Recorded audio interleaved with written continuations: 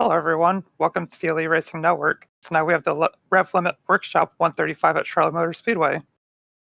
Tonight we have a beautiful night for racing, as picture perfect as you can get.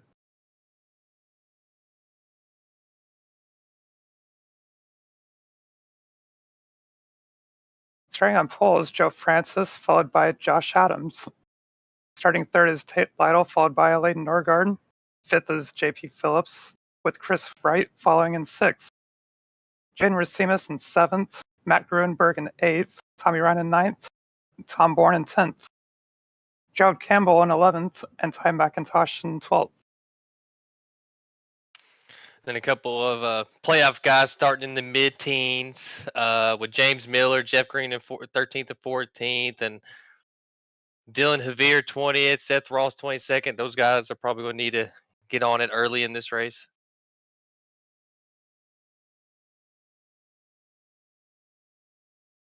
And then more playoff guys just rounding out the 20s as well.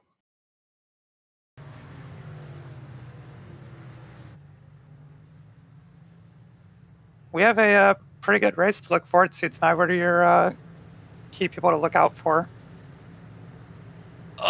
Josh Adams, and of course, Tate Lytle trying to sneak in here and snag him one.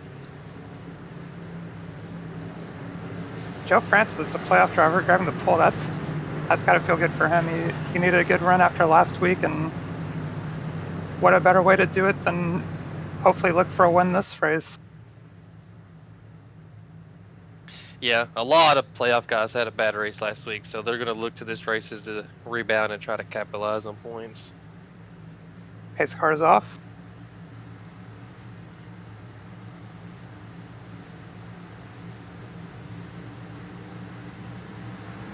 Joe Francis with a good jump off the gate. Josh didn't get that good of a restart. He's stacked up a little bit on the outside, but they seem to be managing that pretty well. Yeah, it looks like a big jumble, about like 8th on back on that restart. Tonight's going to be someone's loose. Oh! Adams loose and gets the wall. That's not what he needed after last week. No. And hitting the left front like that on this side wall is probably give you some wheel damage there. That's huge for his playoffs. I don't see no meatball, so he's probably just going to hope for a caution to come out quick so he gets some work on that. Yeah, he's just going to have to ride it out and hopefully catch an early caution here as we return back to the lead.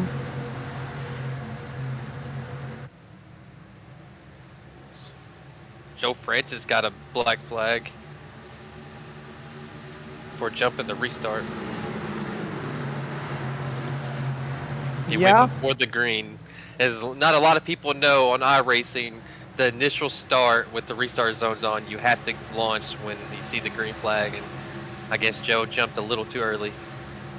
That's two of our playoff drivers with huge issues right off the start. And then when Adams got loose, I was literally about to say the track is hot and slick tonight, so these guys are going to have to take care of that rear tire. I'm fully expecting the lanes to widen out all the way from the bottom to the wall, because usually when Charlotte gets hot and slick, you can maneuver the truck to where it wants to race, and you're not forced to just run one line. As you can see, a lot of people in the mid-pack here. Gerald Campbell trying to hold off Jaden Racines and Norgard. They're racing pretty hard. That's a dog fight in the mid-pack. It's like an every week thing, all the time. For probably most and the best racing usually gets to is the middle of the pack. Jeff Green's really rolling that outside. I can't see who he's next to. Well, Frank Fody, who won last Monday night at Dega, man. So. He's on a bit of a hot streak. He's been slowly making his way towards the front of the field in every race that he's been in. So he's stepping up his game. Yeah, he's one of those guys that's getting better week to week, and with a guy like Tyler Fody as a son helping him and figuring out these things, it's really good. Yes. Oh, Dylan Javier has a meatball flag for something that happened to him. He's coming down pit road. Another playoff guy. That's 3 playoff guys in the first 10 laps that have gotten damage or a mistake has happened. That's something that definitely factors in, especially after last week with how many playoff drivers were having issues. If you double down with this week and have more issues, it's putting you into a must-win for next week. One of our playoff drivers that struggled last week, he was running well, but just caught up in an incident, was Chris Wright. He's made his way up to second here with quite a bit of pace, and following him is James Miller in the 09. Kind of worried about that pace though. If he's burning his tires too quick, he's really going at it. And James Miller, I haven't really paid attention to a lot. I know it's been a lot of mistakes recently, so hopefully he's not burning the tires well. And Tate's doing his normal thing. He's going to kick back and just chill for the first 15 laps and then go. Somebody who's built out a commanding lead is JP Phillips. We haven't touched on it yet, but he's up over a second on Chris Wright. He's feeling pretty comfortable right now. I have to see if he continues this pace or if he's punishing his tires, but I'm curious to see how this run continues to play out. Yeah, definitely. And Jeff Green make a move in the mid-pack, got a Leighton up there. Some playoff guys right here that had a bad week last week are running decent right now, and they need that. They need to make up the points to the guys that didn't have a mistake last week. Matt Grunberg looks to be making the move on him. He was dominant last week, came a little bit short from the one, finishing 5th, which is still a pretty good finish considering what could have been. It's definitely one of those things where you don't want to take yourself out of it, and he's being smart, just biding his time. He's moving up into the top 10 pretty solidly here. Yeah, definitely. I'm kind of worried about these guys running the outside too long early in this run, though. Yeah, that's something you definitely don't want to do, where you just overheat your tires early run just to try to make spots, and you end up falling back further than you would have gained. Tate's already making a move back over on James Miller, who passed him a couple laps ago. Yeah, he's starting to turn it up a little bit, moving back into 3rd place here. I think he's going to get him coming down into turn 1. Clears him.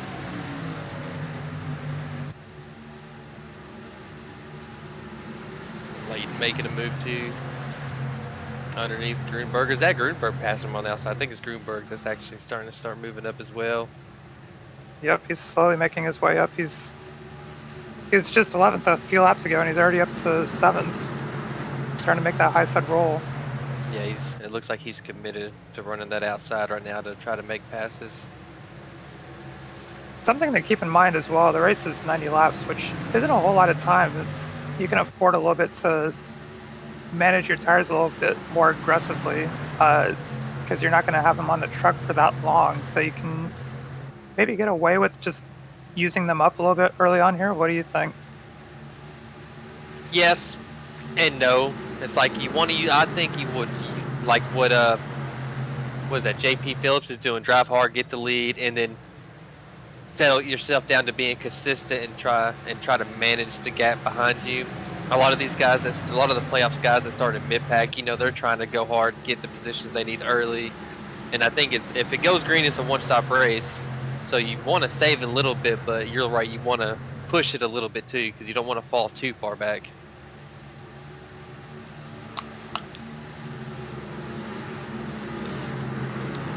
Spring Cody getting pressured by Tom McIntosh. I think he started a little bit further back, and he's been moving up too. Same as Gavin Higgins right behind him. Teammates that shift. Oh, it's Seth right there. All 3 of them shift guys, just rolling, working, making their way up through the field, who's had a bad qualifying effort tonight. I don't expect them to stay back there for too much longer. They usually find their way up to the front pretty late in the races, so they know what they're doing. I don't think they're in a bad situation at all. Yeah, and then Tom Bourne, he's sneaky good. We're watching a fight right here with him and Leighton, but I'm sure he just backed off, saved a little bit. Now he's starting to put some pressure on the Leighton.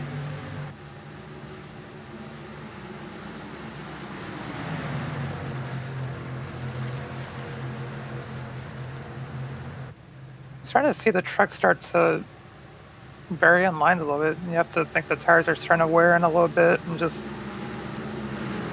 starting to affect trying to find clean air find where you want to be comfortable and just run your pace? What do you think? Yeah, I think right now you're just trying to knock some laps off, conserve your tires for late in the run. Cause what I think you get like 45 laps maybe on fuel, maybe a little longer. So I think a lot of these guys are probably just chilling, saving the tires. They're waiting for the last 20 laps to really start gaining on the guys in front of them. As Tate makes a pass for P2, him saving tires the first 10 laps is really going to come into play right now. It seems like Chris drove hard early in the run, and now he's starting to pay for it a little bit. Yeah, it definitely looks to be on the little bit of a tighter side. He's starting to slide back. He made it up to P2. He's starting to fall back to P4 here. Tate's starting to move forward. James Miller moving forward. Somebody who's not really losing much pace is JP Phillips. He's put a 2.5 seconds on our second place runner, Tate Lytle.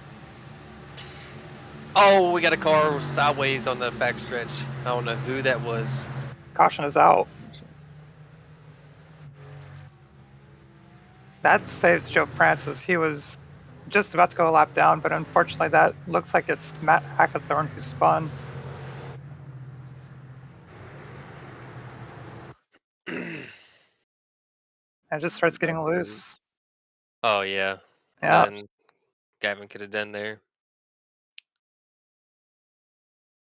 Way to keep it off, though. Off the wall. No damage. Yeah, it's one of those things where you're in a bad situation. You definitely help yourself out a ton by not hitting the wall there and collecting damage from it. Unfortunately, you lose track position, but it could have been a lot worse. Yeah, definitely. Dave, if you don't mind, can we get a check on what happened to Dylan Javier earlier in the race?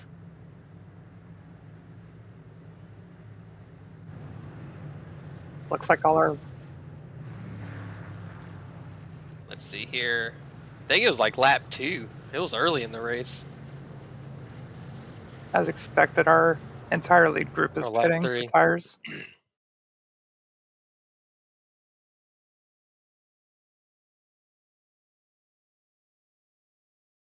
Yeah, it was on lap 4 because, yep, he just got... Oh, I think he got net coated. Yep, he got a massive net code.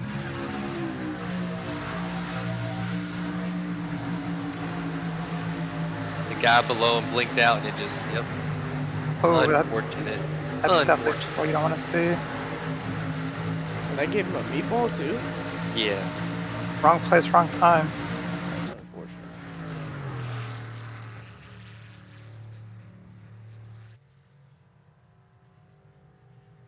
I think now would be a good time to cut to a commercial break. What do you guys think?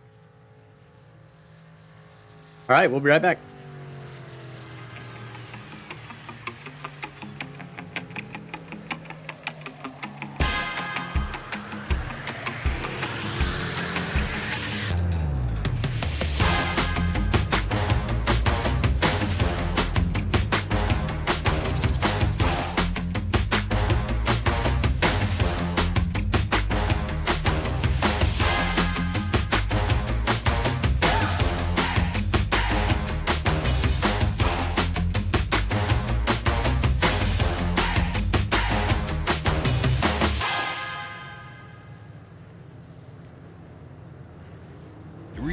Of sellout crowds, 3 years of edge-of-your-seat action, 3 years of jaw-dropping finishes. Worldwide Technology Raceway has rocked the world of NASCAR, and now NASCAR is giving us another reason to celebrate. The 2025 NASCAR Cup Series Championship Playoffs are coming Sunday, September 7th, 2025.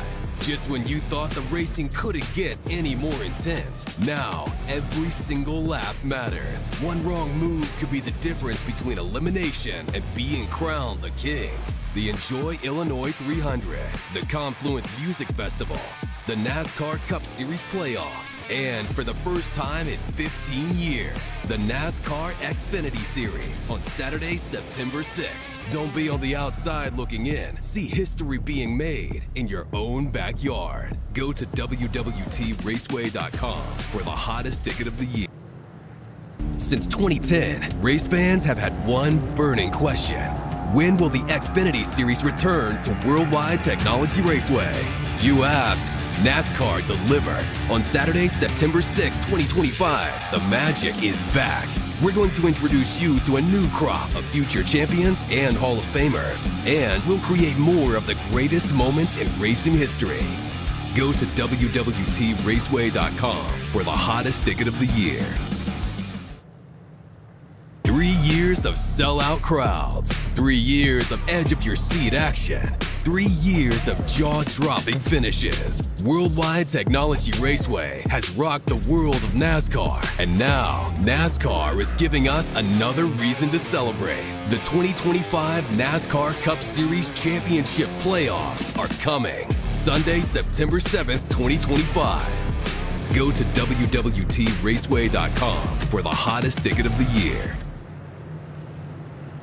Welcome to the RevLimit Workshop 135. Coming to take the green in just a moment, James Miller and Gerald Campbell are your front two. Interesting development. Those two stayed out under the caution here. I'm curious to see how that works. Yeah, very. I was about to ask, like, hey, these guys stayed out, and I don't know how much wear there was actually at. If it goes green, I can see them losing a lot of spots. They're probably hoping for a good, probably 10-lap run and then a quick caution. Biggest thing here is going to be wheel spin. A little bit older tires, a little less grip. You have to accelerate out of the box, essentially, and unfortunately, you don't have a buffer at all. The two cars behind them are on fresh tires, so it might be a little crazy going into turn one here. Pace car is off.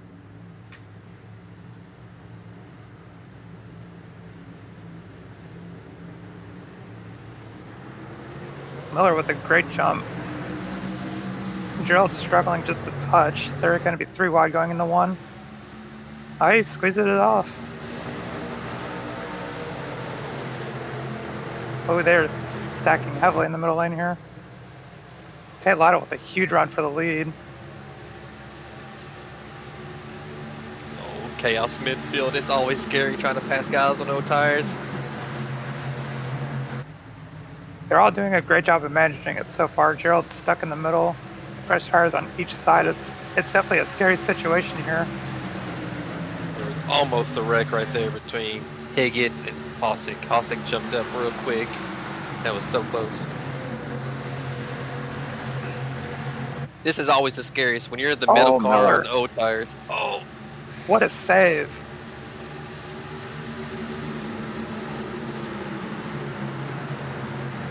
Still 3x3. Miller's trapped on the bottom. He really can't accelerate out of the corner with cars on top of him like that. He has the 75 pushing him essentially down the front stretch.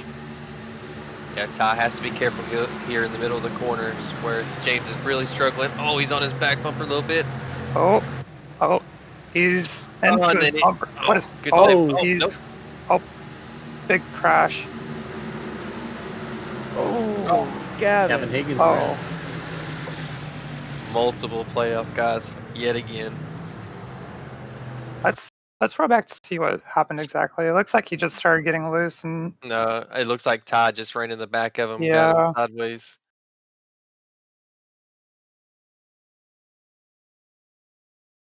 Gavin checked up and looks like he got shoved down. that collects a couple of playoff drivers, 75 included.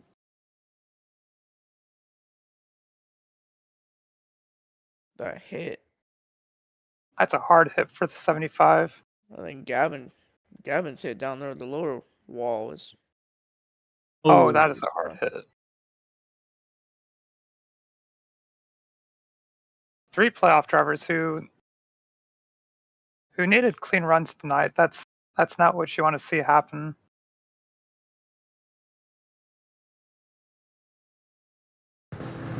Yeah, definitely. You gotta be aware on the guys on the old tires, and you just gotta take care of them. You know they're a lot slower than you, so.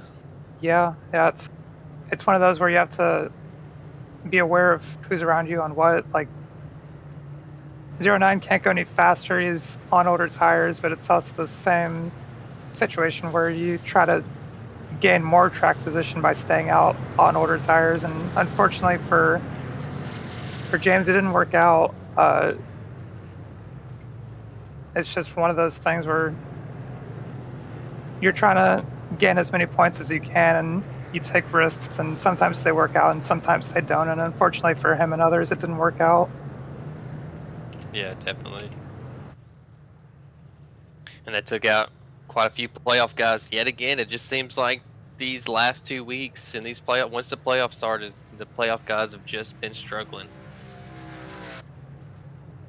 Huckelberry's up there, and he's been somebody that we've been having a close eye on the last couple of weeks. Rookie in the season coming in, and I'm excited to see what he does up here, and now that he's got back into the top 5. Definitely. Yeah, We have a lot of playoff drivers creeping up towards the front here. It's starting to rise towards the top. Tate's ruining that party a little bit, but I wonder if Grunberg, after last week's, willing to risk a little more to try to get that win and lock himself into the championship race, or if he's willing to settle for second maybe and just point his way into the championship 4. Another guy I wanted to bring up was Leighton. Leighton on the last restart, he managed those getting around those 2 guys that had older tires pretty well. I mean, there's a couple situations where it wasn't looking too promising for him, but he managed to get through that. So yeah, that getting around them cars were chaos, and that's good for Leighton. I think he had an unfortunate race last week as well, so he needs a good rebound race tonight. Same as Chris Wright. So, and I noticed Seth Rawls, though. You called out Seth Rawls, who's started way back there, up in the top 10 now. Jeff Green, I think he started mid-pack too, up in the top 10. So some of these guys that had a bad race last week are bouncing back. Well, I say that about Jeff Green, but he still managed to come back and finish like 4th or 5th, something like that, at Bristol last week. So,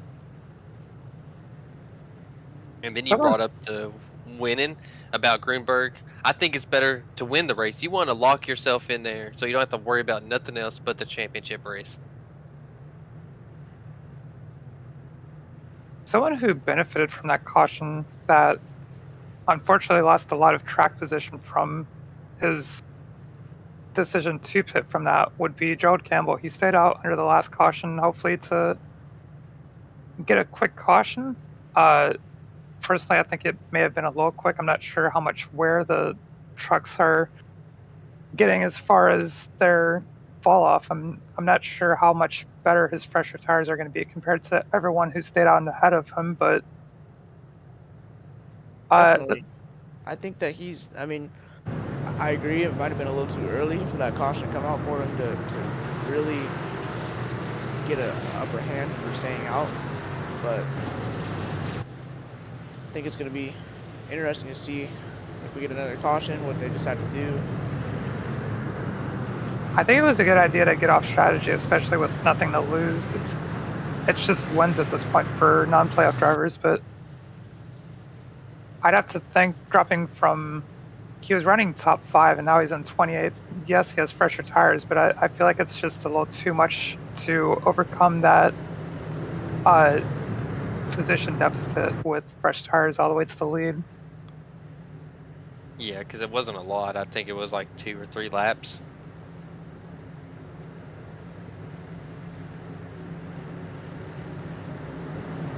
As we look here, we got Tate and Grunberg on the front row coming to this restart. Tom Bourne's made his way up there too. I just noticed that a lot of guys that started mid-pack have made their way up here, playoff guys. A lot of playoff drivers who struggled last week are starting to make their way up to the front.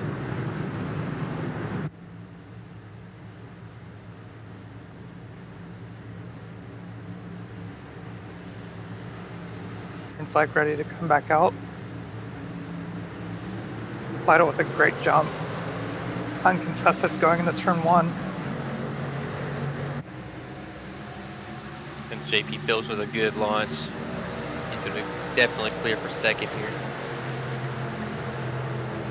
Now the thing is, I think these top 3 guys is, what is it, go hard or save your tires for a little bit? I believe they still have to make one more pit stop from here to the end, correct? Yeah, which is a shorter run now, so you can really go hard until you have to pit, I would think. Oh, that was so close right there. Yeah, it's really how you want to play it. It opens up for multiple strategies. You can maybe run hard this entire stint and split it, or you can save a little bit and just maybe pit a little bit later. Ooh, as we have a truck off Zach to the Evans apron. and Richie Hearn. I think Connor got a little loose there and just tapped him a little bit on exit. And who needs a good run is Zach Evans. He has been like bad luck central the last couple of weeks, and I think he needs a good run to get that confidence back and get back into rhythm. He's definitely capable as we're back to a battle for the lead. JP Phillips and Tate Lytle racing for the lead here. JP's deciding to not save tires, I don't think. It looks like he's probably going to split the stint up into half. It looks like Tom Bourne's trying to follow in his footsteps. He's on the quarter panel of Tate Lytle. Yeah, and I think Grunberg is going to follow the outside too and get around. I think Tate's just going to wrap the bottom, save his tires for a little bit. Ooh, gets a little tight there. Started working out from before the last caution. He had made his way up to second. Really wasn't able to close the gap before the caution fell, but it looked like he was poised for a good position the first time. So we'll have to see if it continues to work for him. Yeah, definitely. And Tate's one of those guys, I mean, we've known him for years now. We know how he races. He likes to save the tires early in the run and then pound and then attack later in the run. As Ryan has put some pressure on a Leighton Norgard here. I think it's just so hard on the bottom if pass anybody. If you're going to make any moves, it's going to have to be on the outside. Again, it comes down to the risk and reward, because when you move up towards the top, your tires heat up faster. Leighton's doing a good job of wrapping the bottom. He's still able to maintain momentum with them and manage his tires, but obviously you don't want to lose too much track position because you just have to use it back up. Yeah, and I'm kind of worried about Chris. He really fell off early in that first run, and he still running that outside.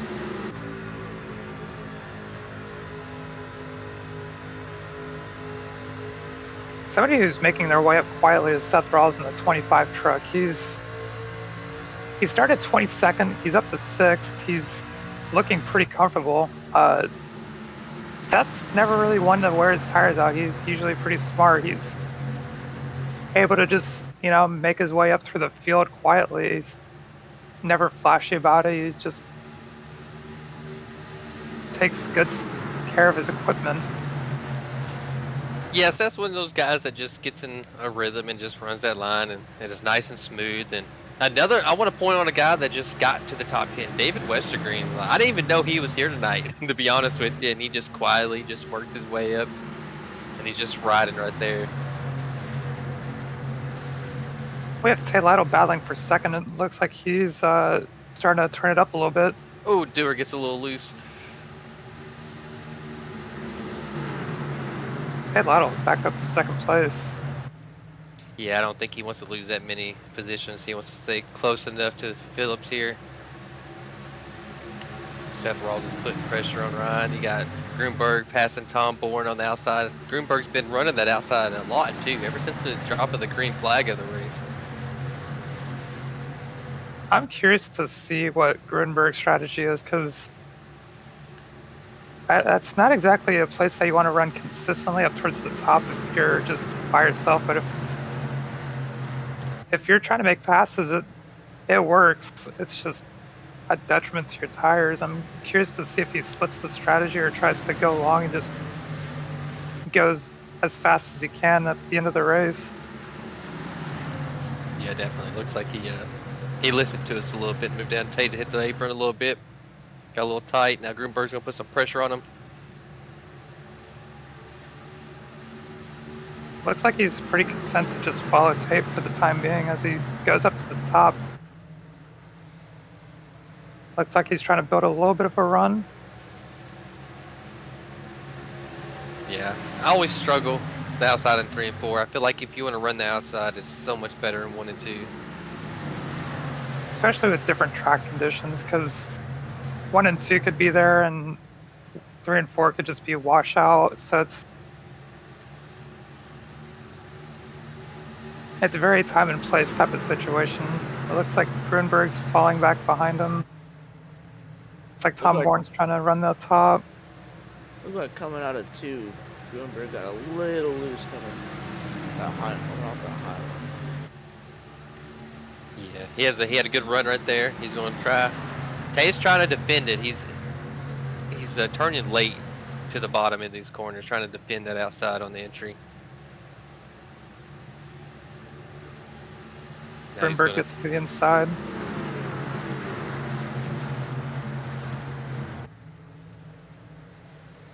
Tom Bourne really running the wall up there. I haven't seen anyone get that high. Lytle with a huge run off the turn 4. He's cut the lead in half almost to the leader. Yeah, but it's about the same time in that first run he started gaining some time on the leader. On Phillips there. That first run we had looks like Chris Wright is under pressure as Seth rolls.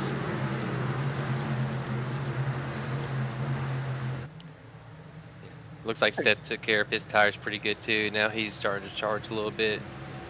A great battle for 6th. Seth Rawls, Chris Wright, Tommy Ryan, Leighton Norgard. Jeff Green's trying to make his way into it.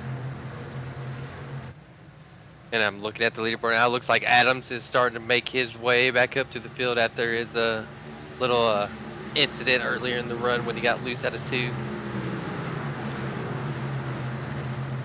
Josh Adams is one of those drivers who's very good on intermediate tracks. Once he got that damage fixed up, I was expecting him to start making his way back up through the field, and it looks like he's doing just that. And that was a close one. It looked like Jaden Racimus up there got a little tight out of 4 and just scraped the wall, and I thought that was going to be a big wreck right there. Oh, contact between the 66 and 12. 66 is at the wall. They gather it up. It doesn't look like they received any damage from it. Oh, Jeff. Oh, there it is.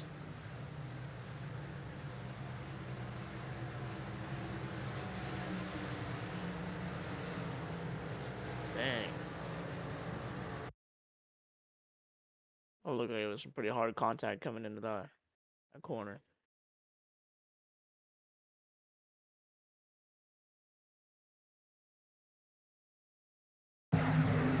It's like Ryan they both get loose on the exit there. And then he's just trying to save it right here. Gets the wall. Jeff, he reacts good to go to the bottom. But I wonder if he drove it too hard in this corner trying to clear him and he just slid up a little bit.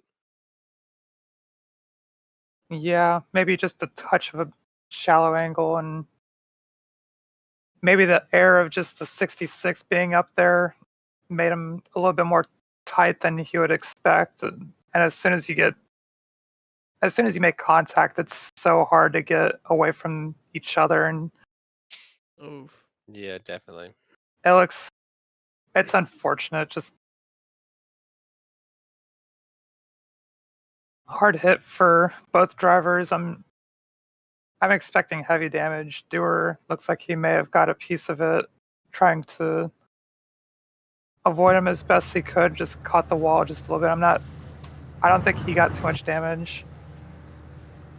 Yeah, Jeff definitely hit that wall pretty solid. Pretty good. Yeah, Jeff Green got a meatball, which sucks. He had a bad start last week and rebounded really well. This is gonna really hurt his points tonight, I think.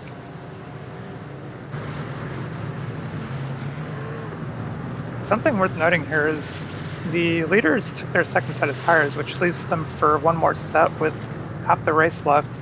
If this race gets a few more cautions, it could make things very interesting as far as strategy goes. Yeah, definitely. Knowing me, I would have just saved this set knowing we still have a long way to go, because I always like to have the extra set and probably, if there's a caution with like 15 laps or so.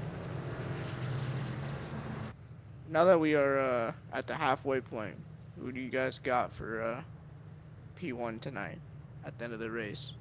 Given all the chaos, all the points, or all the playoff drivers having issues and stuff like that. The way it's been going, my eyes on Seth Rawls, he's been moving up. He's made it from 22nd. I think he's up to P6 right now. I think he has a lot more in the tank before this is all over, said and done. Matthew, what about you? It looks like the JP Phillips guy looks pretty good. The first 20 laps of the run, and it seems like that's going to be a trend tonight. Hope it's not, but if it is, I think Phillips is going to get his first win in the lead tonight. Pretty cool. I'm gonna have to probably go with. I'm gonna pick Gruenberg tonight. Been up there in the top 5 pretty consistently throughout the last 20-ish laps. So.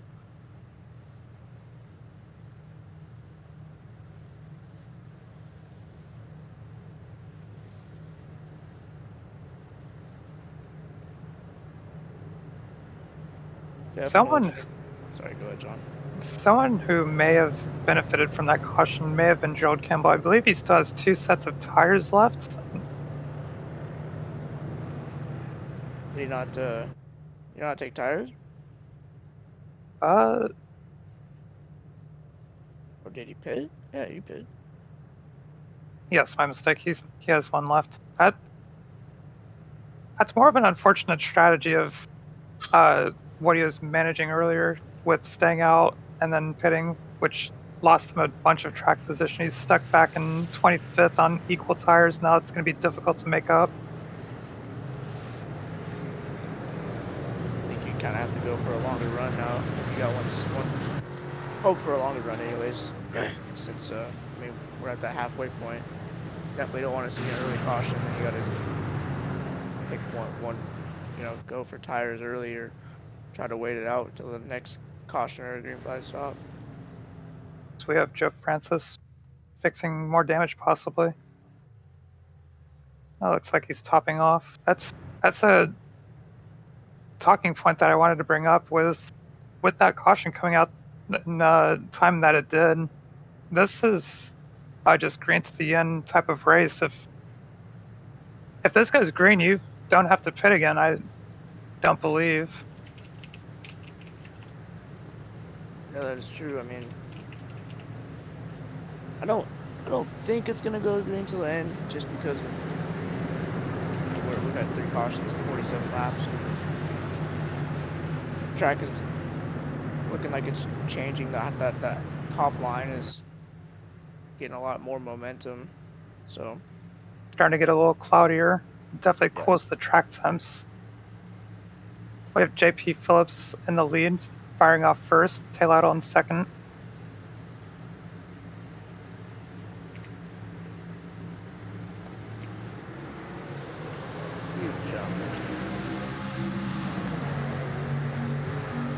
Tail out easily in second place. Leader always has a massive advantage on these starts. Now we're going to see who's committed to try to make it to the end on this tire set, or if they're going to go hard and split the run.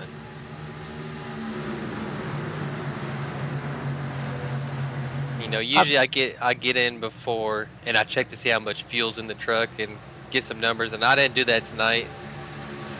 So I don't know how far they can really go. It looks like Tate's really putting the pressure on them right now. I believe they can make it to the end here.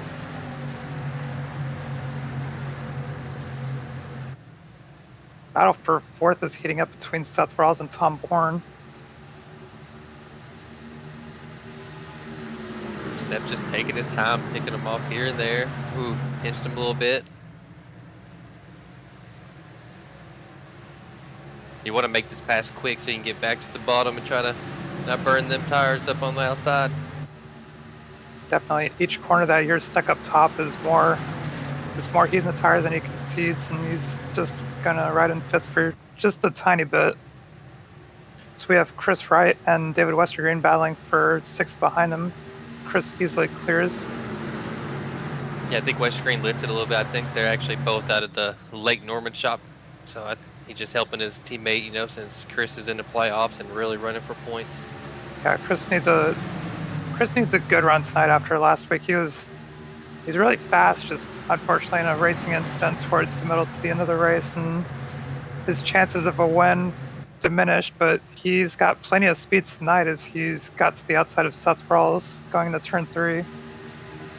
Yeah, he seems to run the outside a lot better than everyone else. He really has that line down pretty good. We have a battle brewing for the lead between Tate Lytle and JP Phillips.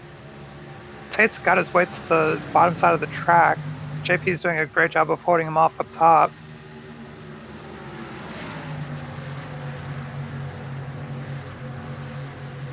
He's looking for a run on the exit. Good run. Good run on the exit of that Ford. Is he going to dive low here? No, he's just going to ride behind. I think he's just putting pressure on him, making him burn his tires a little more than he wants to.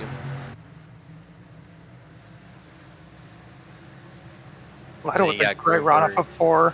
Oh yeah, now he's making a move. We haven't seen too many people make the pass on the bottom here. So hard. If the outside truck doesn't... Oh, Tate got a good run. Good run. Do we see a crossover? Not enough momentum. And all these guys behind them watching this battle are just sitting there, taking care of their stuff. Ooh, Westergreen up to 7th. Need a good 1 and 2 right here.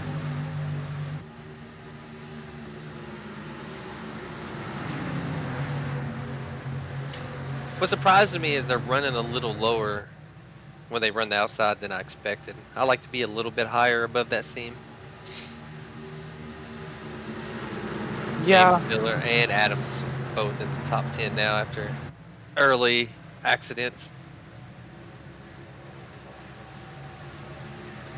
Looks like Seth got to the wall and exit 4 there.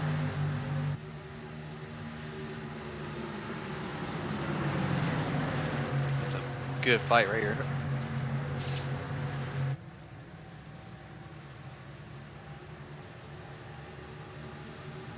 It looks like this is the battle and everyone else is just content on just riding single file, take care of their stuff.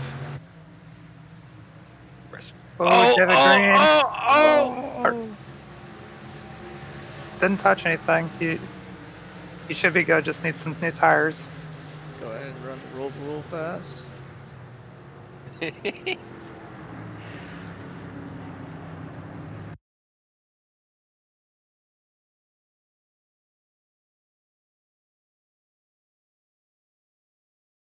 Ooh. Just tie racing. Westergreen just gets a little loose. Doesn't really have enough room to save it. Good job of not collecting other cars there, and Yeah, good job. other guys dodging that. Yeah, luckily didn't really hit anything. No damage. Alright, so now what do you do? Are we pitting here, or what's the strategy call, guys? If I'm pitting here, I'm topping off. That's it. Not putting any tires on it or nothing. Yeah. Just gonna put fuel in it. It's really hard to say.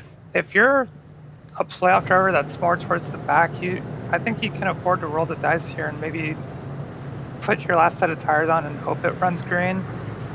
Yeah, We have a few coming down.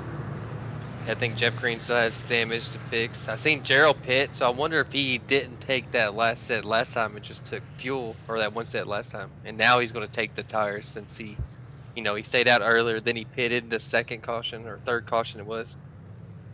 It looks like he's taking his last set of tires here. Yep, there they go. Well, I don't know if it's his last set. Did he take any tires that last caution when everyone pitted? yeah, Yes. I think so. I think John clarified that. Okay, well, if he's out of tires, I wouldn't have done that then. That's a long way to go with just no tires. A very high risk move as far as 30 laps to go. You're hoping it runs green just so it pays off, but if you get a caution 15 laps into this run, you're out of luck. We have time to pay the bills, or we too late on that? Cool. All right, you guys are watching our race sponsor tonight is RevLimit Workshop. This race broadcast is brought to you by RevLimit Workshop, your go-to for pulsating designs at unbeatable prices. Need a logo or a promo? Get yours for $5. Want a full racing scheme that stands out? It's only $15. Contact them on Twitter, X, to get your premium custom scheme. Our series sponsor is Stay Tuned Sports. Stay Tuned Sports was started in 2016 by two friends, even though hating each other's teams, with the purpose of producing a sports show like no other. They wanted to create a show that would cover all major sports with a little bit of comedy mixed in. Stay Tuned Sports releases weekly episodes covering the NFL, NHL, Major League Baseball, and even some. So if you're looking for some hot takes mixed in with some good ball busting, then this is the show for you. Stay Tuned Sports, your home for sports non. Blue Egg Marketing. Rev up your business with Blue Egg, your marketing pit crew. Turbocharge your lead generation with experienced drivers that can navigate the competitive track to connecting with your customers. With Blue Egg, you're always in the pole position, leading your brand toward victory lane. Don't spin your wheels, accelerate success with Blue Egg, fueling small businesses to win big. Worldwide Technology Raceway. Worldwide Technology Raceway is a motorsport racing facility in Madison, Illinois, just east of St. Louis, Missouri. Features a 1.25-mile oval that hosts the NASCAR Cup Series, the Craftsman Truck Series, and the NTT Car Series. They have a 2-mile infield road course used by Speed Tour Trans Am, SCCA, and the Porsche Club of America. There's a quarter-mile NHRA-sanctioned drag strip that hosts the annual NHRA Camping World Drag Racing Series Midwest Nationals event. And finally, the Kartplex, a state-of-the-art karting facility. And our final premier sponsor is 4D Racewear, makers of the ultimate sim racing shoes and custom apparel designed for sim racing by sim racers. 4D sim racing shoes are custom engineered to connect racers to the pedals in a way no other racing shoe can, and still provide all the comfort needed for those double and triple stints. Visit 4dracewear.com and check out the original racing gloves for your feet. Those are our sponsors for tonight, gentlemen. Thank you, Dave.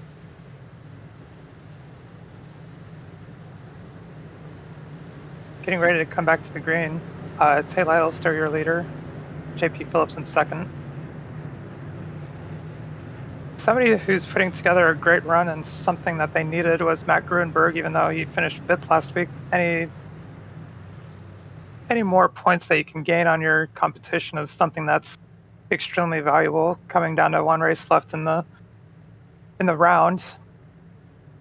Definitely, and knowing that was a win he had, and then getting bumped out and not winning that race, that really hurt. But he still gained points, like you said, and another solid run tonight would really help the cause to go race for a championship.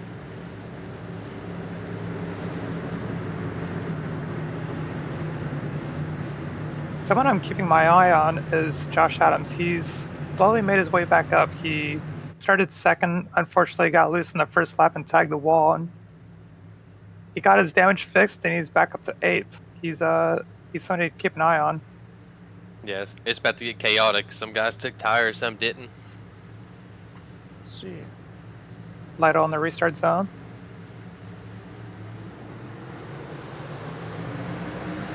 Chris Wright with a good jump too, even though he had nowhere to go.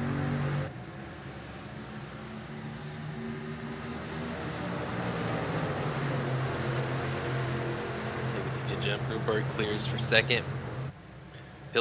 Phillips under pressure by Chris Wright and Tom Bourne. That's something that he doesn't want to see with how fast he was early in this race. I feel like the 17 and 56 are both very fast trucks, and just clear enough. That was close. Tom Bourne, Chris Wright, Seth Rawls, all playoff drivers.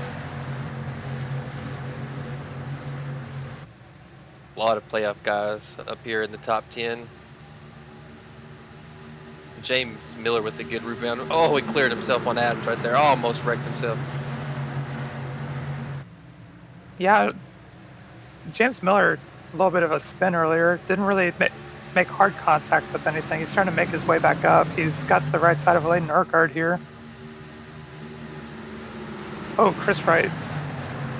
Looks like he got a little bit of loose in front of Seth Rawls. They had to check up a little bit.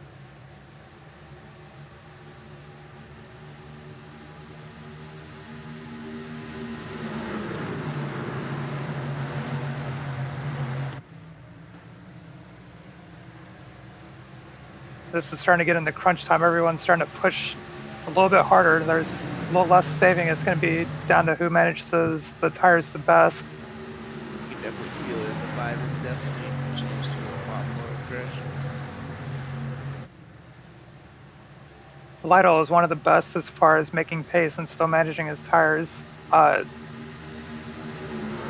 Looks like he's under pressure by Grunberg just a little bit. I'm not sure Tate's willing to give up the lead. I feel like if you give it up now, it's just going to get harder and harder to make it up in the end. And I feel like both of these guys know what they have to do. And it's just who's willing to take it further. Tate's racing for race wins, and Grunberg's racing for a championship 4 berth. We have a crash in the back. Not big, 2 cars, but that was like a pretty solid hit right there. There was a wreck on the restart on that one too. Well,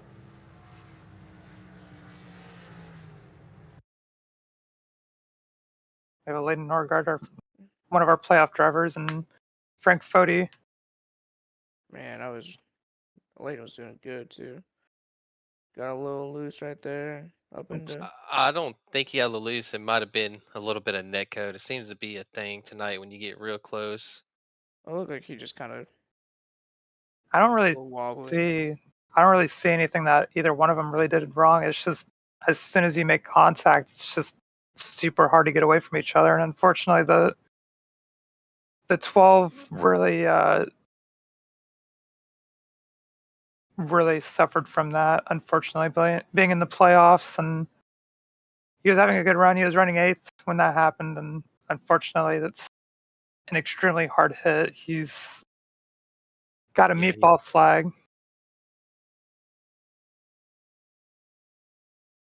Yeah, there's tight racing, and unfortunately, it's just not much you can do in that situation.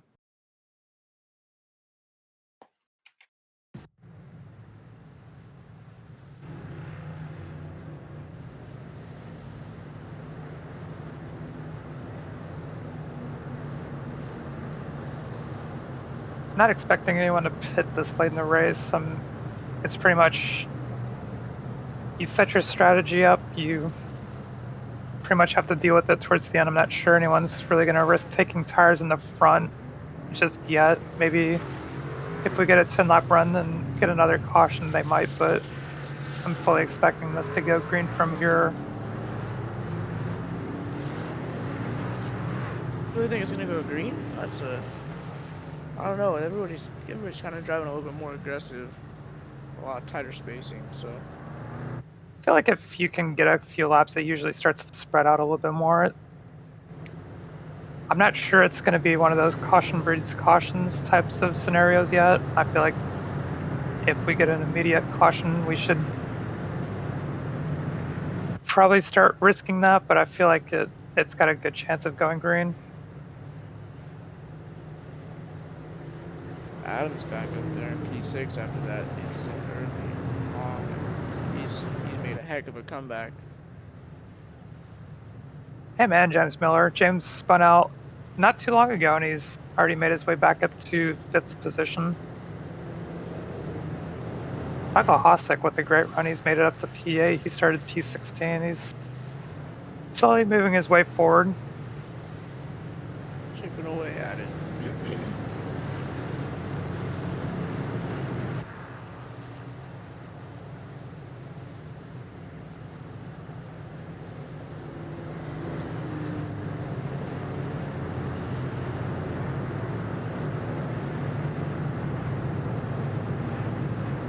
Someone who's slowly making their way up after maybe a little bit of a strategy that didn't work out is Gerald Campbell up to P12. He was P25 just a few moments ago.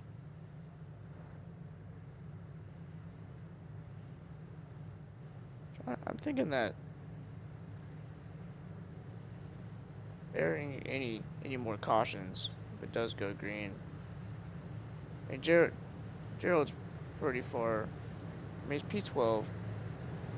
Having no tires left in the pits. I mean, it's gonna be interesting to see how well he's managed since putting those tires on and how well he continues to manage the next 24 laps. Something worth mentioning here is Chris Wright and JP Phillips took their last set of tires under this last caution, so they have fresh tires. They're back to 19th. 24 laps left. If this goes green, this could be very interesting to see how it plays out with Chris being a playoff driver. That's a little bit of a rough race last week. If this worked out, this could be huge for him. Yeah, big time. And then a lot of those guys that, stayed out, they might pit when the caution comes out in about 10, 12 laps if it does, and take a set. So then they had to pass all the trucks. So there's going to be, this is when it gets crazy with the mixed strategies on tires. Especially with how the fall off has been. They can make moves that a lot of others can't, and you just have to be patient if you're on the fresh tires, because you have to keep that in mind. You just can't drive down into the corner and take somebody out because they have less grip than you do. It's hard to balance. I know both of them are very fast, and I know they can get back up there on raw speed, and you factor into a tire advantage, it's going to be exciting to watch. Definitely. Go ahead, Austin. I was just going to say, a good bunch of our playoff guys are, 2nd through 6th. That could make it dicey with everybody trying to fight for position, and it's just kind of, it's going to be interesting to see how that plays out. All those playoff guys are talking. Pace car pulls off one more time, tail out of the leader. 17's got a decent jump. It's just a little bit of a stack up, but that's probably the best restart we've seen out of second place all night. Yeah, it's just so hard to restart second.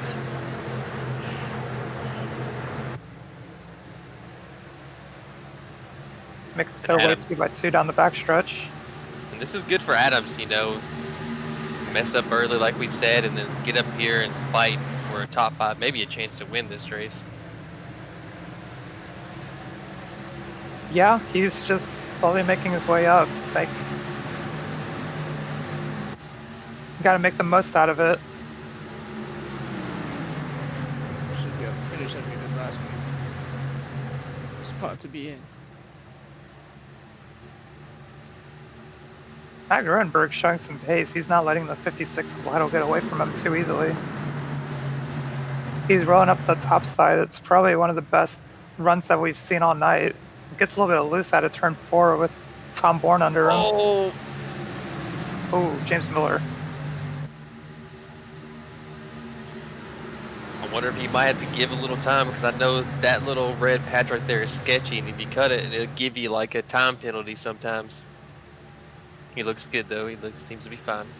He's keeping up the pace. A little bit of a scramble in the back. 17 is putting a lot of pressure on Taylor here. And Gruenberg's definitely. Oh, Chris Wright trying to squeeze 3 wide right there.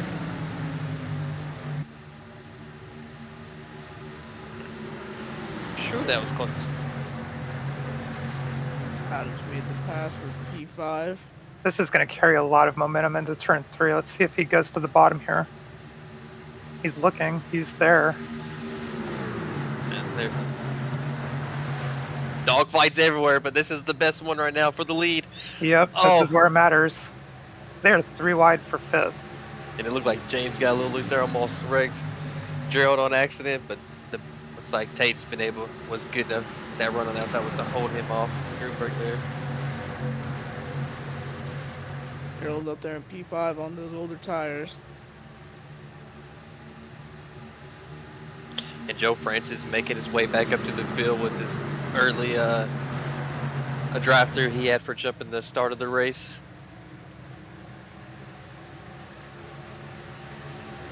And Robert Hill, look at out of nowhere, Robert Hill, P9.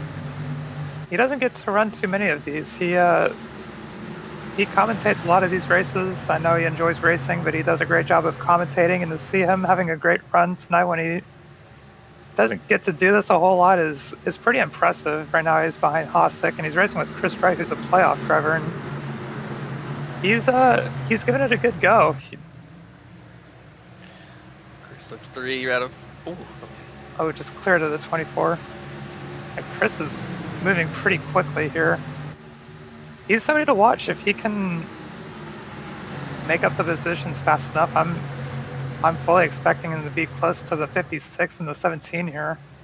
Daryl Campbell up P2. Oh, big crap. Oh. There we go. hard hit. Oh! Poor Zach. Oh, I think he's alright though. Woo. That was. Those were some hard hits. That See what 11 starts all of car. this. I think it starts with the 1 truck up there, 3 wide, with whoever that is, gets into him a little bit, Yeah, and just then it was just chaos from there. oh. It looks like it's just close racing gets a little loose. Oh. Yeah, it's just Yeah. running out of space, trying to give the guy room. You get a little loose, trying to catch it. 22 had help from the 30 down there. Oh. And Yeah, there's- it's just trying to avoid it the best you can, and unfortunately, it's hard to see, and just some people are just getting collected. It doesn't look like any of our playoff drivers were affected by this, but This we've is had a gonna lot make- of Go ahead, John. Sorry about that. we have a lot of torn up trucks, unfortunately. It's gonna make the whole pitch strategy thing a little interesting to see. We have a bunch of trucks coming down pit road. Yep. Tate Lytle, Gerald Campbell, 17 of Matt Gruenberg. Take those last sets.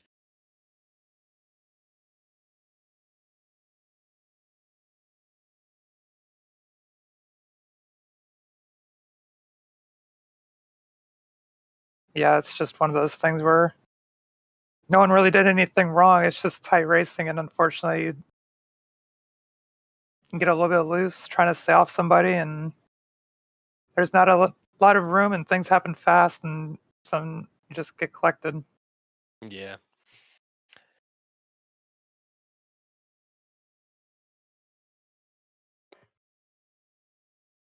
I think it would be a good time to go to commercial break. We'll be right back. Racing isn't easy, but experiencing it is. iRacing puts you in the driver's seat with the industry's leading sim racing game. Drive on laser scan replicas of the greatest racing circuits from around the world. Go head to head against other drivers chosen by skill-based matchmaking to ensure competitive racing at every level. Compete across all your favorite series. In officially licensed cars, engineered to deliver the most accurate driving experience possible.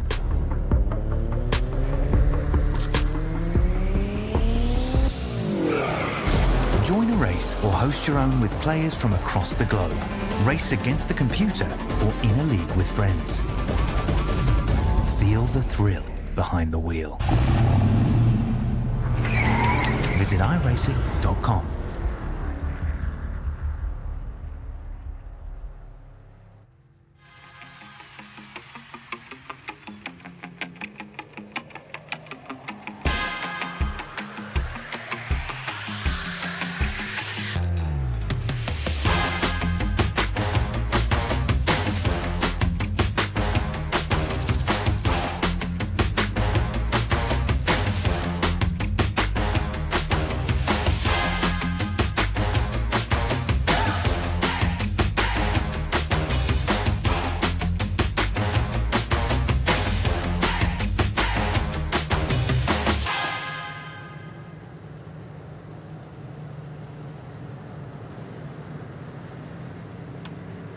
Welcome back here as we are still under caution.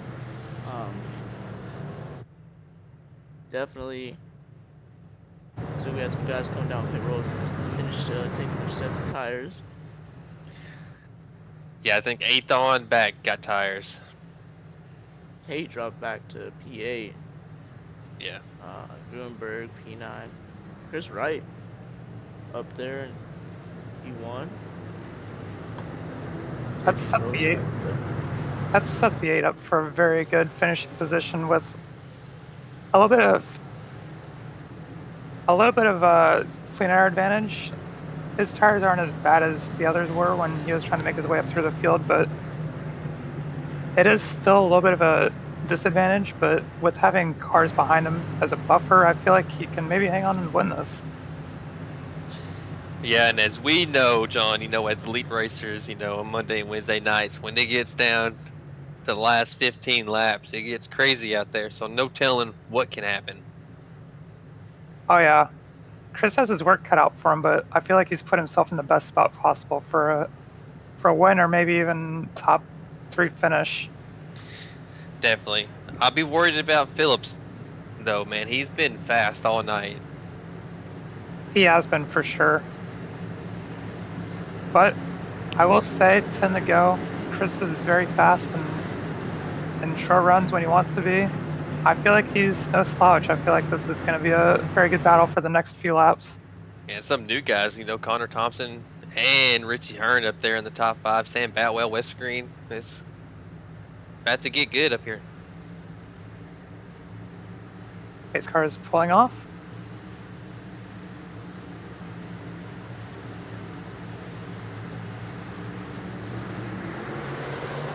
Ooh, JP with a good jump. That's probably the best jump from a P2 guy we've seen all night, and he's going to be right next to him.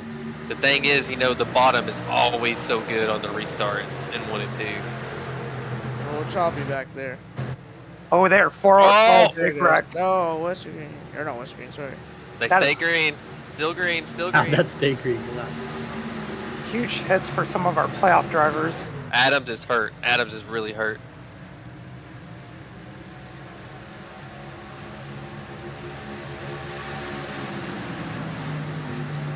I'm surprised that stayed green. Chris Wright doing a great job. Oh, Oh, big wreck. Oh, Tate Lytle, David Westergreen, James Miller, it looks like. Yeah, I might have to go back and look at that first wreck. Tate Lytle was destroyed. Oh, yeah, Tate's blown up.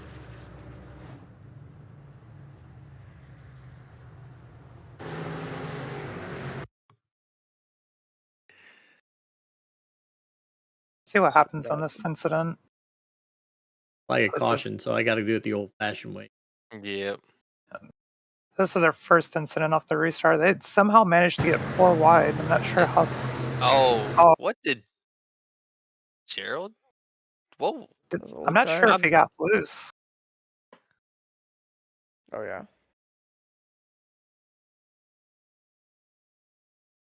Type 3 wide racing, a little bit tight in front of him. Oh, yep. Gerald just got loose right there. And when you're behind that, you really can't do anything because Yeah, and then they're 4 wide right there, and Grunberg Yeah. was just stuck like half of his truck on the track still, and on the apron. barely tagging Seth Rawls, who saves the truck. Hard hits for the 17 and Josh Adams.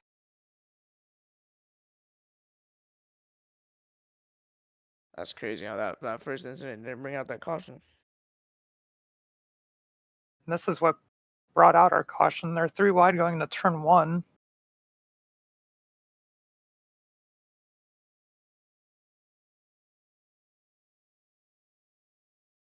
Maybe a little bit of overreaction by James Miller, thinking he was going to turn the 18.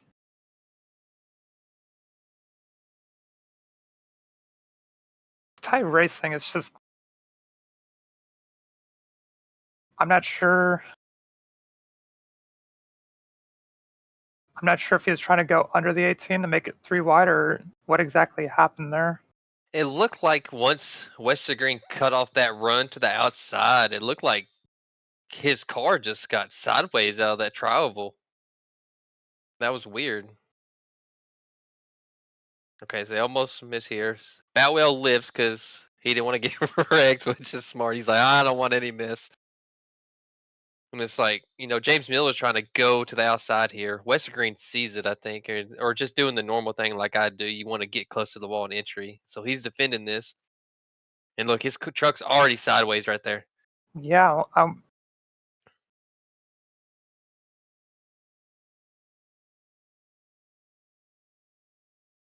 Yeah, it's a difficult situation to be in, just not really being able to see going into the corner, and he may have just had a little bit of an overreaction with the wheel and just got loose and unfortunately tagged the 56.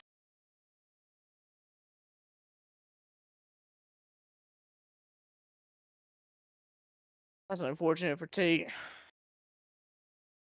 For both Miller and Lytle, Miller being in the playoffs and Tate was very fast tonight, looking to win possibly, and Yeah.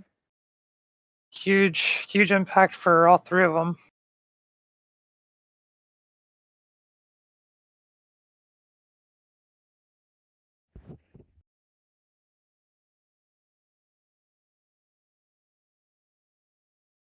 All of this just helps Chris Wright though. He had a rough week last week, as we've mentioned before, and a few playoff drivers tonight are having rough nights, and he's leading, trying to lock himself into the final race and race for a championship. So this is exactly what he needs to be doing. Well, what, five to go, coming to green? 5 to go. Freshest tires are back in 7th with Campbell, I believe, followed by Seth Rawls and Robert Hill. Harold Campbell's still up there.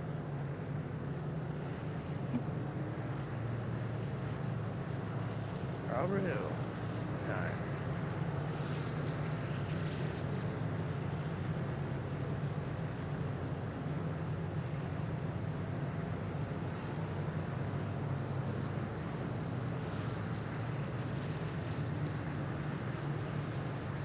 I'm sitting here trying to pull up my crew chief app. You know, I want to race, guys. You know.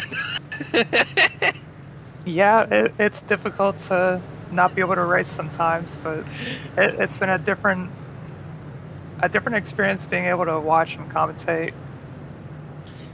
Yeah, definitely. I've learned this season. It's like I've always just been the race guy, but getting in the booth and talking racing, it's fun. I have a good time doing it, and watching these truck guys go at it is very entertaining, I would say.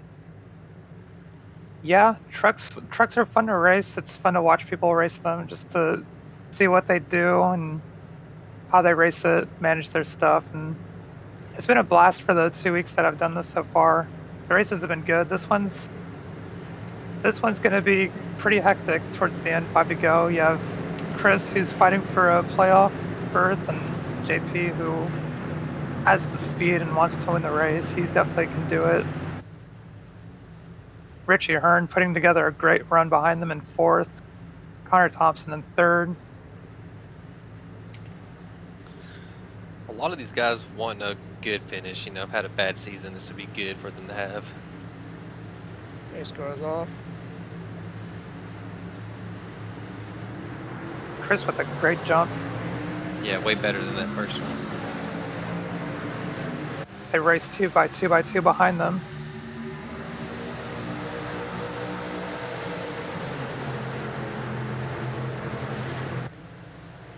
Phillips looks like he's trying to build a run up into turn 3. Chris is doing a good job of managing the speed coming out of the corner.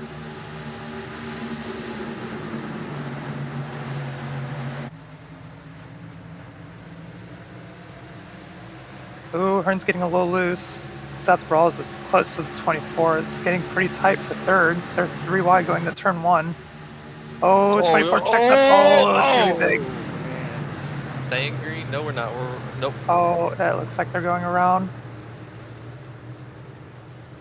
Still green. Yellow's out. Nope, We have there a you go. oh, we have a truck Oh. flipping. Oh, Huge wreck. Oh, Connor Thompson's Oh, in it. Zach, no! Oh.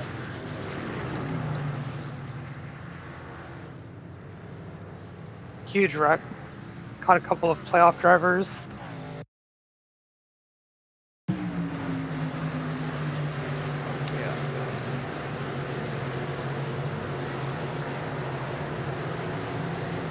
Zach's like the only one slowing down. Oh. Drive. He was so close to making it through. Unfortunately, just the final truck caught him.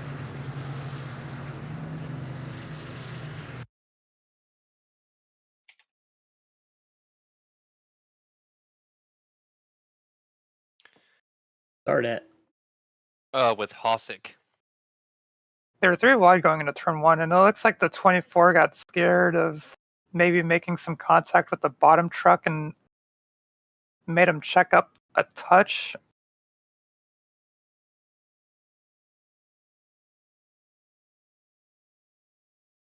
Oh, Seth bumped him.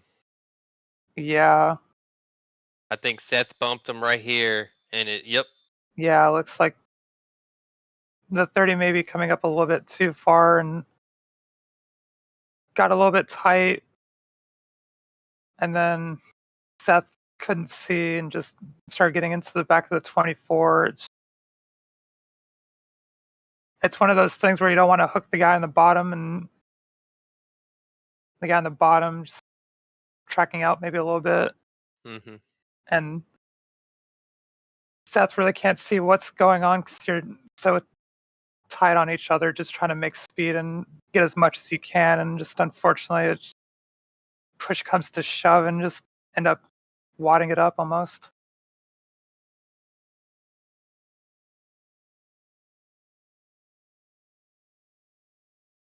Connor Thompson, definitely not what you wanted to see. He was one of our playoff drivers with a great run going tonight. Unfortunately, it's not going to show at the results, but he was up there. Yeah, he needed that good run. He's had some unfortunate things this season, and I was pulling for him to get a top fin to get a good, decent finish. Huge hit for our last week's winner.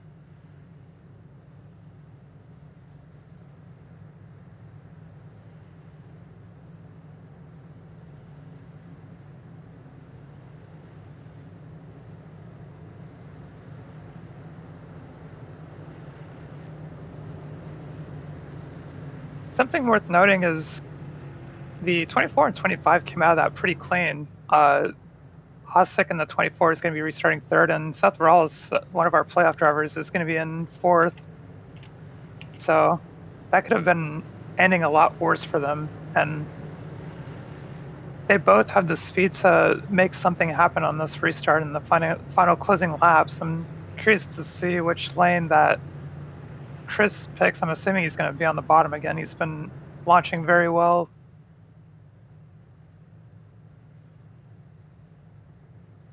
Yeah, definitely. I think the bottom's the way to go on the start.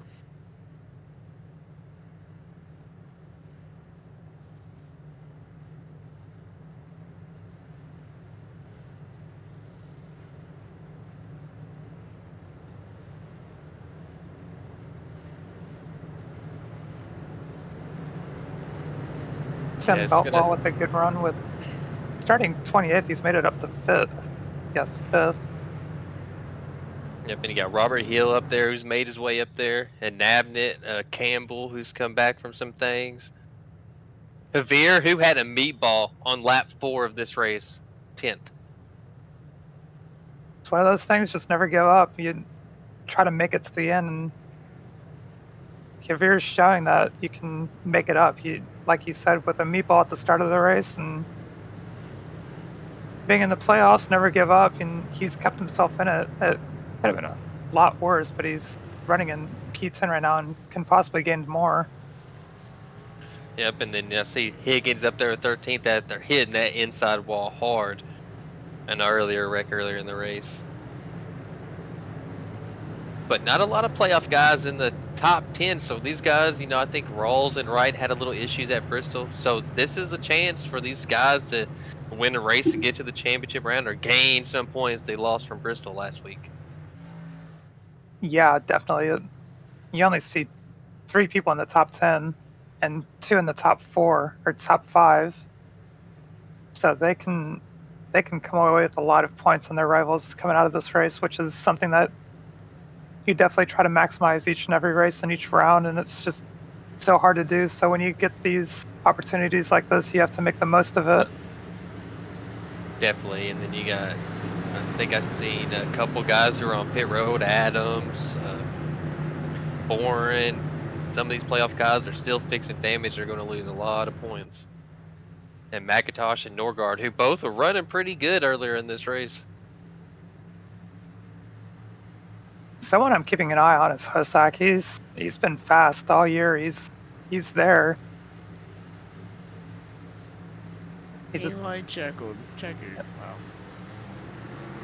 right with a great jump. Outside stacks up a little bit.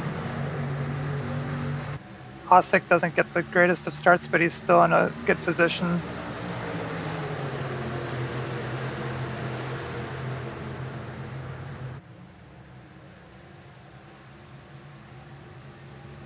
Phillips with a great run. He's choosing to stay to push the 8. Oh, a little contact. Rawls with a huge run. Oh, they're wrecking behind them. Huge wreck. Big wreck. Oh, Javier. Oh man. And Javier, who fixed all his damage and just wanted to finish this race, gets caught in that, man. That's just so unlucky.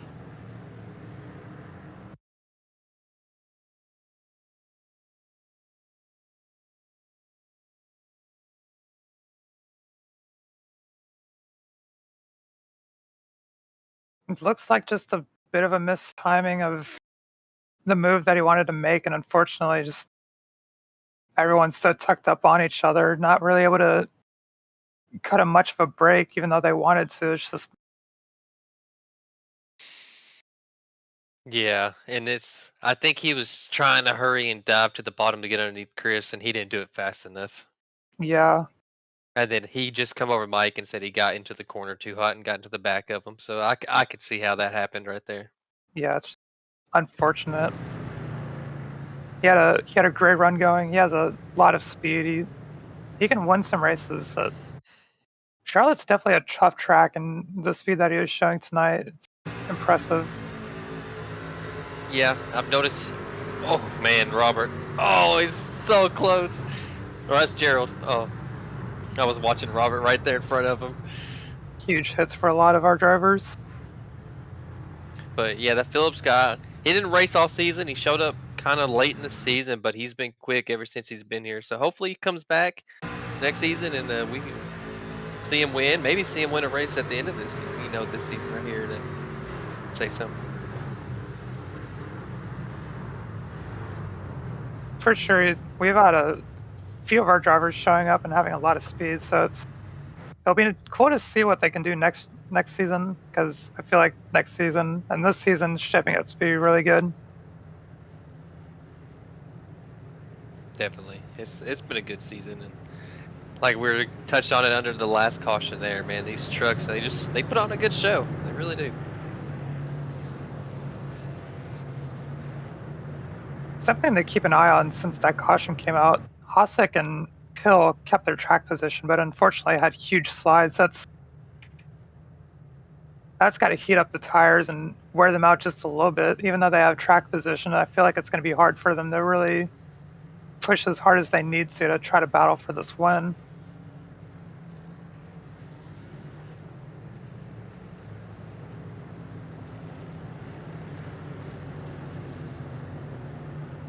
Gonna be interesting with Hosak and Hill starting 3 and 4. Like you just said, heating up those tires, wearing them out a little bit. Let's restart. We're gonna see how bad that affected those tires.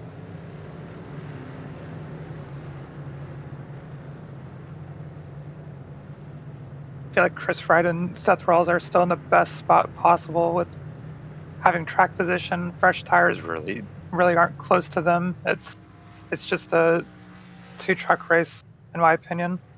Yeah, you're right. Just hope for a clean finish between them two and no contact, and be interesting to watch them two.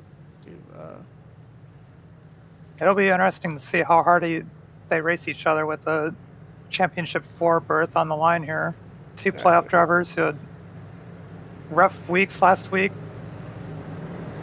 It's going to be exciting. Yeah.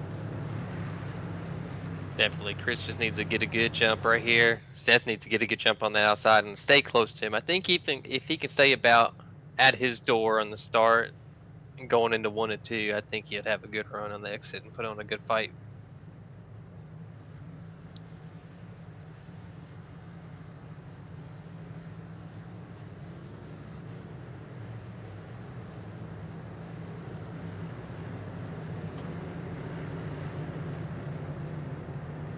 to green.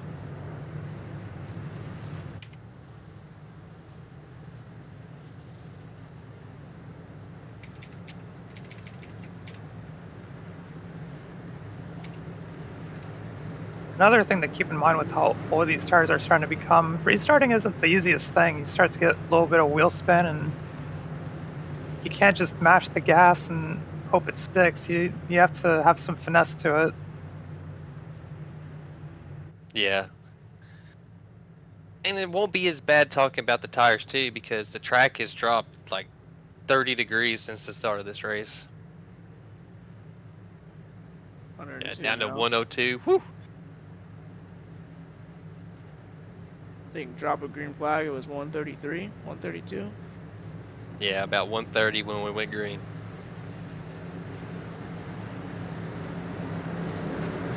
So I don't think the tire spin will be as bad, but it's still going to be there on these tires because they're pretty old tires these guys have.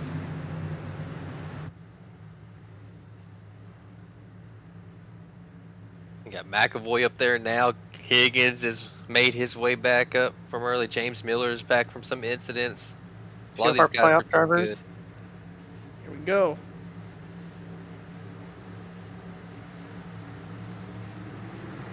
Chris with a pretty solid jump. Osick follows him. Seth is still there. He's still in reach.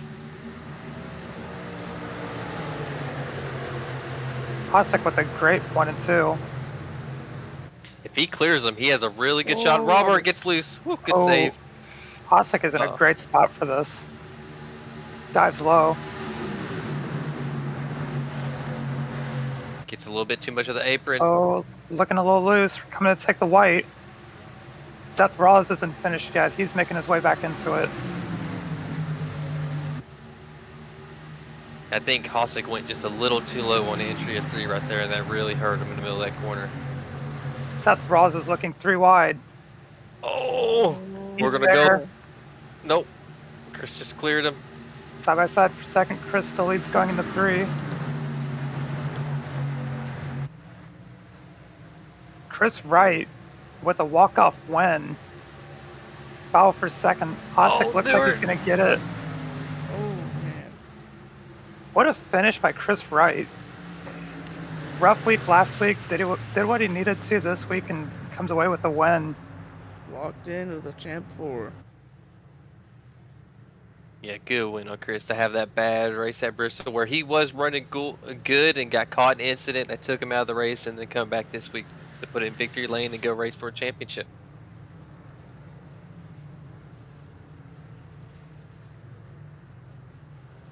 Michael Hosick with a P2. That was impressive after the slide that he had in turn 1. Started all the way in 16th and made his way up to second.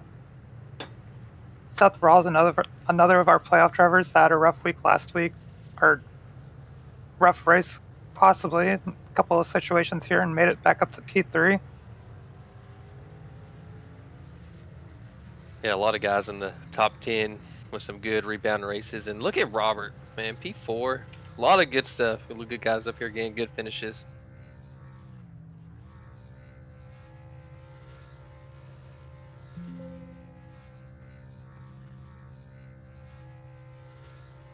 Burn it down, fella. He's definitely been working hard to try to get back here. He's had the speed, just couldn't quite get things to fall his way. Yeah, just a lot of unlucky spots and accidents that is not of his doing, just, wrong place, wrong time most of the time. But he's been running good in the trucks, and it's good, for him to finally park that 8 truck in victory lane. We have the finishing results here. Chris Wright with the win, Michael Hosick in P2, Seth Rawls in P3. Great run by Robert Hill, who doesn't get to race a lot of these, finishing it off P4. Jordan McAvoy, P5. Sam Boutwell with a great run in P6. Gavin Higgins, one of our playoff drivers, in P7. Jaden Racimus in P8. Dustin Dewar almost got the win last week, finishing P9. Zach Evans, a little bit of a rough race, but he pulls it home in P10.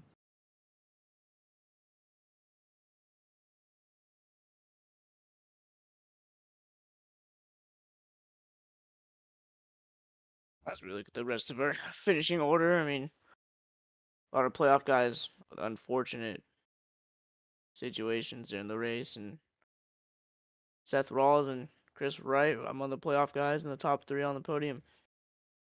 Yeah, it's one of those races where they really couldn't afford a rough race, but we have Seth Rawls joining us. Seth, that was a little scary towards the end, huh? Yeah, I'm just mad at myself. I feel like I had a chance there. I just couldn't clutch up. I think I picked the wrong gear in that restart. I was too worried about getting lifted up because I know these trucks get pretty lifted on the starts. And just didn't have. I didn't think the 24 was going to have that much speed in general.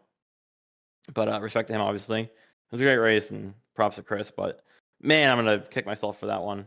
I really thought I had it because I had the fresh tires. You had a couple of harrowing moments towards the end of the race.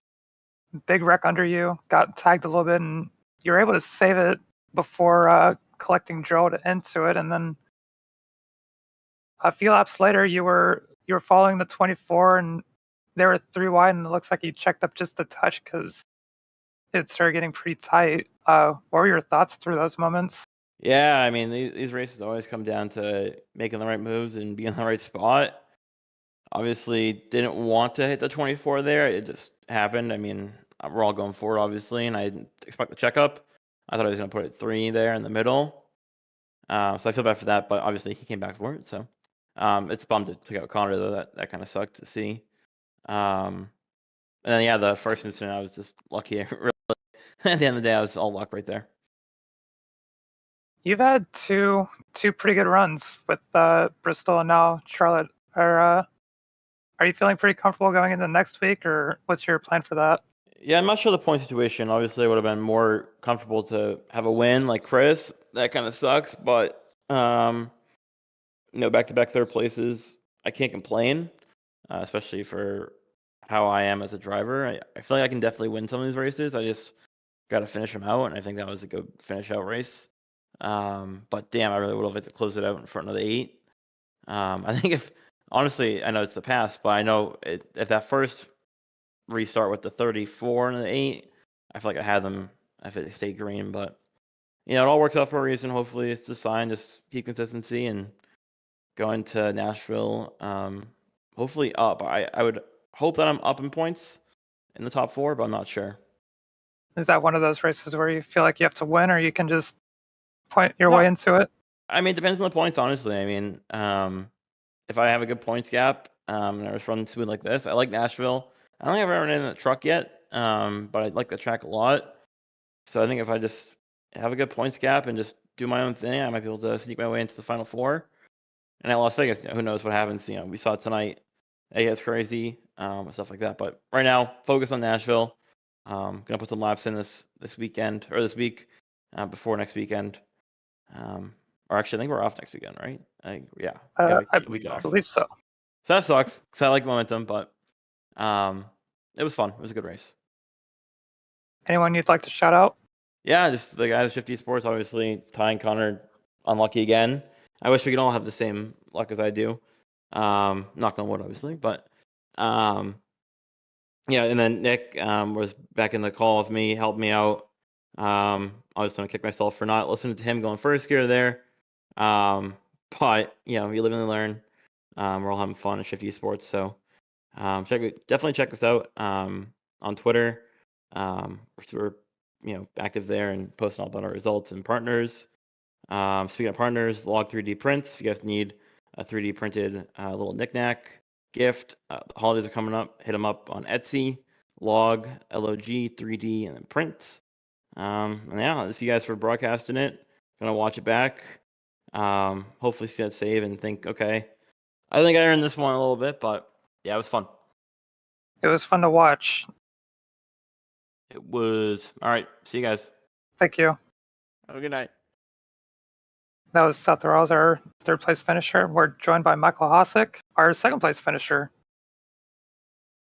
Michael, it was starting to get a little sketchy towards the end. You were looking fast. It was just super tight racing, and you had a fast truck tonight.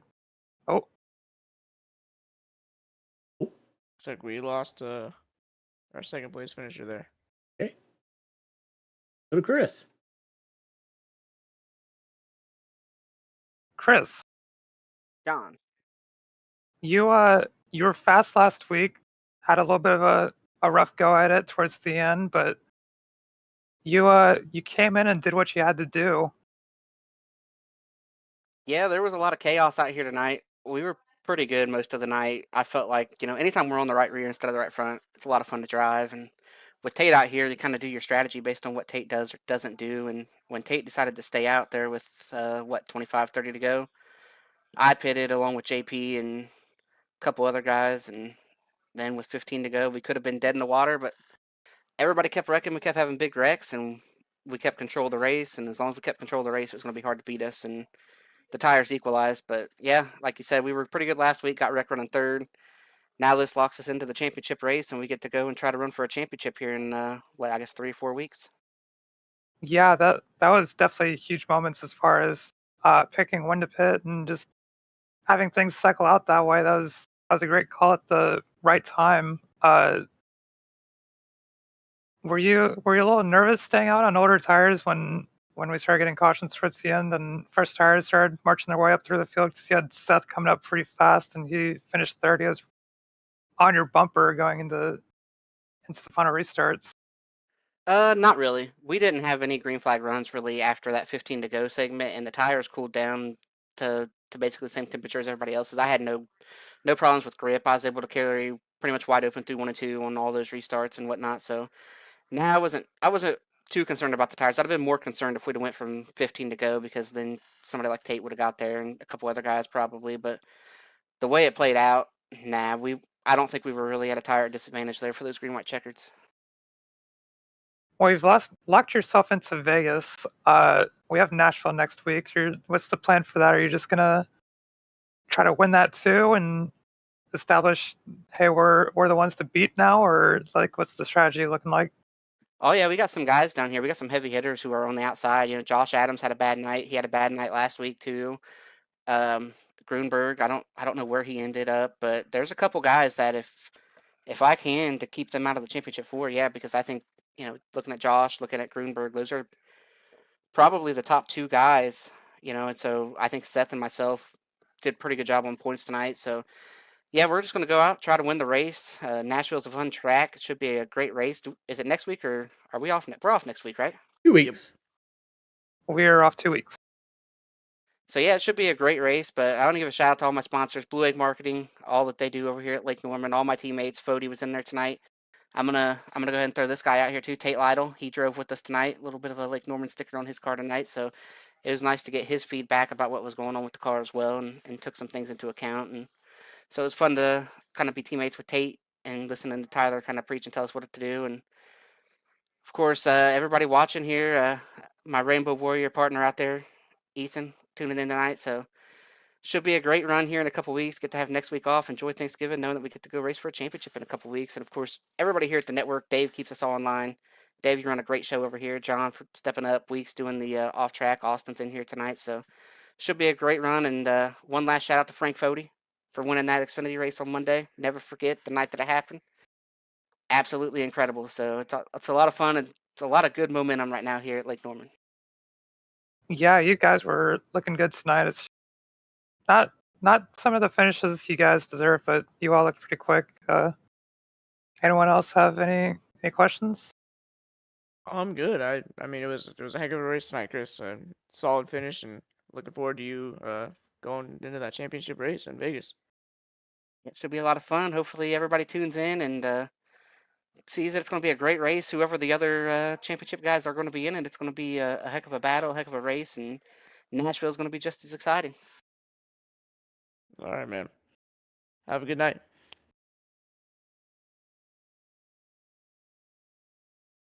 That was Chris Wright, our winner. That was a pretty hectic race. We had a lot of playoff drivers struggling. Following last week, it's not something that they need it, and their backs are against the wall going into next week at Nashville, or in a few weeks from now at Nashville. And Chris Wright caught in a wreck last week, walks it off this week with the win. He locks himself into the championship race. What are you guys looking forward to coming up? I mean, I'm looking forward to that championship race. I know we still got a race in between. I'm also interested to see, how Nashville turns out and who our the race winner is for that, and see our championship 4 go out in Vegas. I mean, Vegas is one of my favorite tracks to drive on and to go watch in person. And yeah, it's definitely gonna be interesting to see how the rest of the season plays out. And I'm super pumped and excited to watch it. And I'm excited about looking at the points after Chris winning the race, because after the bad race at Bristol and him getting knocked out of that race, it really put him below the cut. And then him winning tonight, it's going to mix up the points with other playoff guys having mistakes. So it's going to be interesting when we get here at Nashville in a couple weeks to see who makes the championship race. It's something fun to watch. I'm looking forward to the next race. It's going to be exciting with how aggressive that our drivers are going to have to be just to, at this point, win and lock themselves into the Champ 4. You're definitely not going to want to miss that. Absolutely.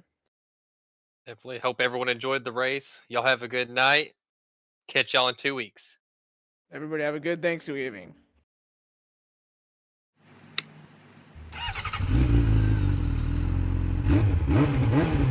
Woo!